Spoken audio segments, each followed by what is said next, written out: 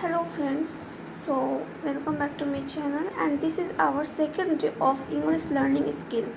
So we have completed this point yesterday and we are to start this point today. So let's go to start. First word is existential crisis. Existential crisis means अस्तित्व का संकट। जब हम अपने life में अपने अस्तित्व को बचाने के लिए जूझ रहे होते हैं या फिर अपने अस्तित्व से संबंधित परेशानियों का सामना करते हैं तब हम इस वर्ड का यूज कर सकते हैं existential crisis. So let's take a sentence to see the examples. So first sentence is I am going through an existential crisis। इसका मतलब है कि मैं अपने अस्तित्व को बचाने के लिए अभी परेशानियों का सामना कर रहा हूँ या फिर अस्तित्व संबंधी संकटों से गुजर रहा हूँ। So second word is begrudgingly. It means doing something you don't want to do because you have no other option. इसका मतलब है कि आप वो काम कर रहे हैं जो आप नहीं करना चाहते हैं क्योंकि आपके पास कोई अन्य ऑप्शन है ही नहीं। इसका अर्थ होता है कि मन को मारकर कोई भी काम करना होता है। So let's take example. He begrudgingly apologised for his mistake. वह मन को मारकर वह अपनी गलती के लिए क्षमा मांगता है। सो our third word is decadent. Decadent means food or lifestyle that feels very rich. It means too fancy or too rich, so too rich. यह हमारे लाइफ की पर्सनालिटी को बहुत ज़्यादा हाई दिखाता है। जैसे हम एक ऊंचे तबके से संबंधित हो उसे हम बोलते हैं decadent. So let's take the example.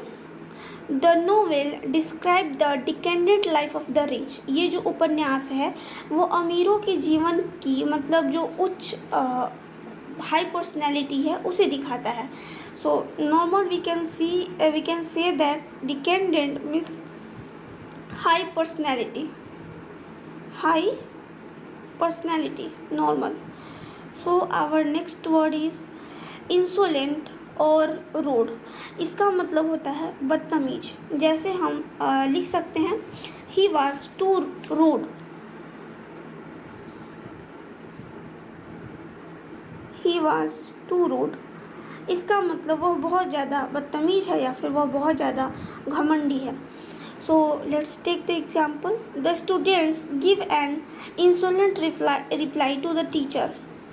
जो विद्यार्थी हैं वो अपने शिक्षक को एक बहुत ही बदतमीज आंसर देते हैं या फिर बदतमीज जवाब देते हैं। Our next word is reliable और डिपेंडेबल। इसका मतलब होता है विश्वसनीय या फिर भरोसा करना। जैसे he is a dependable employee. वह एक भरोसेमंद कर्मचारी है। या फिर इसके लिए हम लिख सकते हैं कि you can depend on her. You can depend on her. It means कि आप उस पर भरोसा कर सकते हैं। So our next word is foolish और इम्प्रूडेंट। इसका मतलब है मूर्खता, अविवेकपूर्ण या फिर बिना सोचे समझे कोई काम करना। जैसे he made an imprudent decision without thinking. वह अविवेकपूर्ण फैसला लेता है वो भी बिना सोचे समझे। इसके लिए हम प्रयोग करते हैं इम्प्रूडेंट वर्ड का। Okay, imprudent. So let's pronounce how to pronounce these words. First, existential crisis मतलब अस्तित्व का संकट। Second, so you can pronounce this word begrudgingly, okay. It means doing something you don't want to do because you have no other option. begrudgingly इसका मतलब है कि मन को मारकर कोई भी काम करना। अगला है डिकेंडेंट। इसको पढ़ेंगे decadent. It means too much fancy, too much rich. Okay. Next insolent और रूड। इसका मतलब बहुत ज़्यादा बदतमीज। Reliable okay, reliable dependable. Foolish imprudent. Okay, so we have completed our second day uh, we can use no more words because we have to memorize these words, and all day we should practice these words in our daily life so we can learn it easily.